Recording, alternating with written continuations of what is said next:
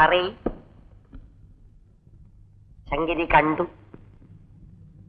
എന്ത് കണ്ടു? ഒരു കാഴ്ച, കാണാൻ പറ്റാത്ത കാഴ്ച. തുറന്നു പറയണോ? റബ്ബർ തോട്ടത്തിൽ സാറിന്റെ സെക്രട്ടറിയും നമ്മുടെ ഗോപിനാഥൻ സാറും കൂടെ കെട്ടിപ്പിടിക്കുന്നു, ഉമ്മ വെക്കുന്നു. എനിക്കാണെ നാണം കൊണ്ട് വയ്യ. താനെന്തിനൊക്കെ നോക്കുന്നത്? അങ്ങനെ നോക്കി നിൽക്കുകയല്ലായിരുന്നു സാറേ. ഞാൻ ചന്തയിൽ പോയിട്ട് വരികയായിരുന്നു. തോട്ടത്തിലെത്തിയപ്പോ ഒരു പെണ്ണിന്റെ ചിരി. ഈ പട്ടാപ്പകലും പ്രേതം ഇറങ്ങിയൊന്ന് സംശയിച്ചു നോക്കുമ്പോഴെന്താ, എന്റെ മണ്ടക്കാട്ട് ഭഗവതി, പ്രേതത്തിന് പകരം പ്രേമം. താൻ വയ്ക്കോ, ഇക്കാര്യം തൽക്കാലം മറ്റാരും അറിയണ്ട. മനസ്സിലായോ? മനസ്സിലായി സർ. വയ്ക്കോ.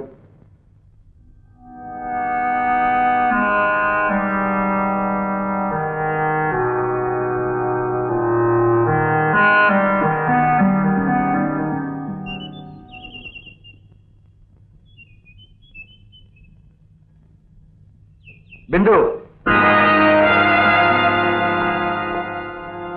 നീ എവിടെയായിരുന്നു എന്ന് എനിക്കറിയാം. ഒരു പോലീസ് ഓഫീസറെ പ്രേമിച്ചു നടക്കാനല്ല ഞാൻ നിന്നെ ഇവിടെ കൊണ്ടുവന്നത്. ലക്ഷ്യസ്ഥാനത്തെത്തുമ്പോ ഉദ്ദേശം മറന്നു പോകുന്നവരുണ്ട്. എനിക്കവരെ പുച്ഛമാണ്. ബിന്ദുവിന് മനസ്സിലാകുന്നുണ്ടല്ലോ? It's all right. നീ ചെറുപ്പമാണ്. പ്രേമമെന്ന് കേട്ടാൽ പിടഞ്ഞു വീഴുന്ന പ്രായം.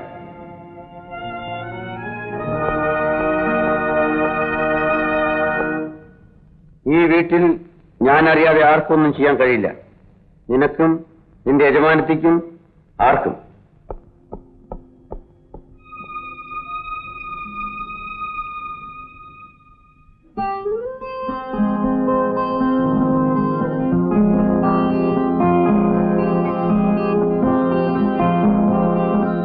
ശരി, ഞാൻ അത്യാവശ്യമായിട്ടൊരു സ്ഥലം വരെ പോകുന്നു. നാളെ വരും. ആരെ ഫോൺ ചെയ്താൽ പറയണം. ഞാൻ കാറെടുത്ത് പോകുന്നു. നിനക്ക് ആവശ്യമൊന്നുമില്ലല്ലോ. നാളെ കാണാം. ബൈ.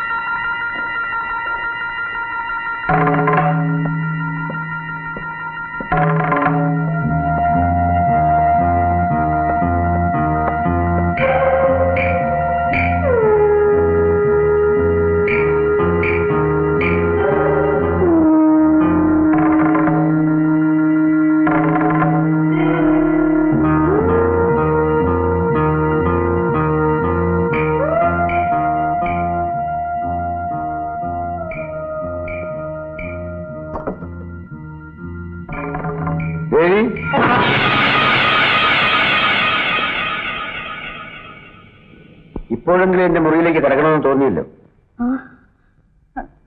ഞാൻ നിങ്ങൾ പോയോന്നറിയാൻ. പോയതായിരുന്നു. പക്ഷേ എന്തോ ഒരു തോന്നൽ തിരിച്ചു വരണമെന്ന്. ഒരു പക്ഷേ നിനക്കെന്നെ കാണണമെന്ന് തോന്നിയുണ്ടാവാം. നിൽക്കൂ, ഏതായാലും എന്നെ കാണാമെന്നല്ലേ. വരൂ. വിടൂ, ഇത് എന്റെ വീടാണ്. ഏത് മുറിയിലും കയറി ചെല്ലാൻ എനിക്ക് അധികാരമുണ്ട്. അതിനാരും പേടിക്കും വേണ്ട. കറക്റ്റ്. പിന്നെ നീ ഇങ്ങനെ ആവശ്യമില്ലാതെ എന്തിനു പേടിച്ചു കുറയ്ക്കുന്നു? നോക്കൂ ദേവി, കഴിഞ്ഞതൊക്കെ മറക്കാം. ഞാനൊരു പുരുഷന് സ്നേഹിക്കാനും സ്നേഹിക്കപ്പെടുവാനും ആഗ്രഹമുള്ളത്. നമ്മളിങ്ങനെ അകന്നു കഴിഞ്ഞാൽ അതുകൊണ്ട് ആർക്കെന്ത് ലാഭം? ഇനിയുള്ള കാലമെങ്കിലും നമുക്ക് സ്വസ്ഥമായി ജീവിക്കാം. നിൽക്കൂ. എന്റെ മുറി പരിശോധിക്കാനാണ് വന്നതെങ്കിൽ ഞാൻ മാറത്തില്ല.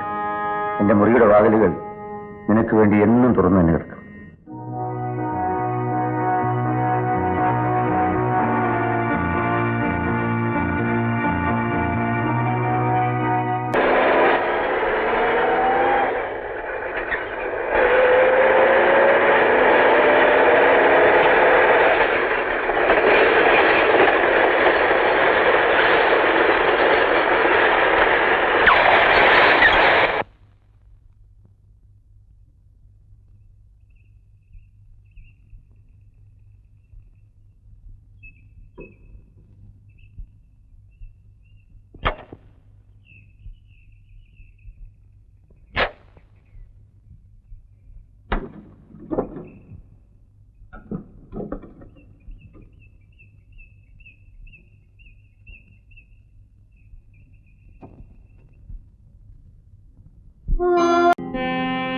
പ്രേമം പല പ്രായത്തിൽ പല തരത്തിലാണ്.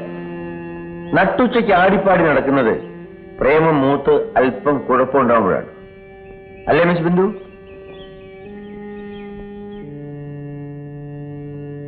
ഞാൻ നിങ്ങളെ കാണാൻ വരികയായിരുന്നു. ബൈക്ക് വെച്ച് വിഷമിക്കേണ്ട മിസ്റ്റർ ഗോപിനാഥ്. സത്യത്തിൽ എനിക്ക് നിങ്ങളോട് അസൂയാണ്. വിവാഹം കഴിഞ്ഞിട്ടും അന്യനായി കഴിയേണ്ടി വരുന്ന ഒരു ഭർത്താവിന്റെ സ്ഥിതി നിങ്ങൾ ആലോചിച്ചു നോക്കൂ. മിസ് ബിന്ദു, ഞാൻ ഏൽപ്പിച്ച ജോലികൾ ധാരാളം ബാക്കിയുണ്ട്. പൊയ്ക്കോളൂ, വരൂ.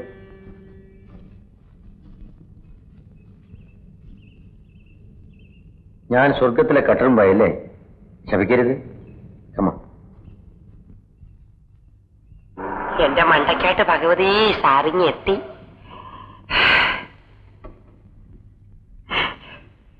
ഒന്ന് നിൽക്കൂ സാറേ. എന്താടോ?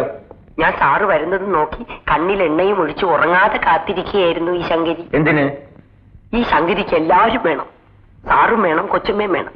അതുകൊണ്ട് പറയുവാ, ഇന്നിവിടെ 2-3 പേര് വന്നിരുന്നു. അവര് കൊച്ചമ്മയോട് സംസാരിക്കുന്നത് ഞാൻ കണ്ടു.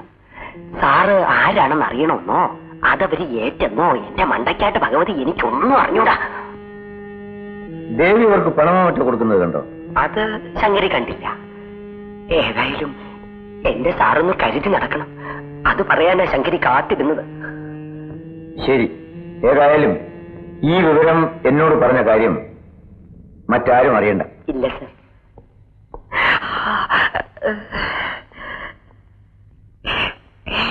ഈ രാത്രി എന്നെ ഒറ്റയ്ക്കിട്ടിച്ച് പോവാണോ? സാറേ സാറേ.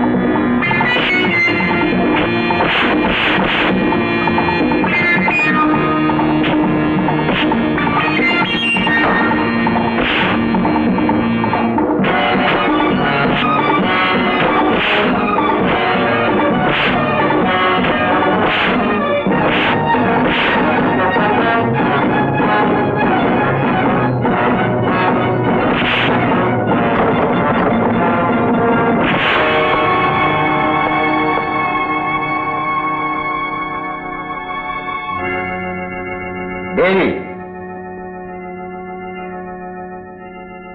നിൽക്കൂ.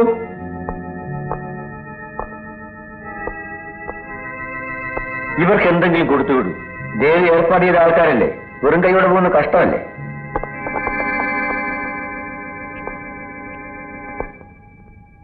ഇനിയും വല്ല പ്ലാനും ഉണ്ടോ?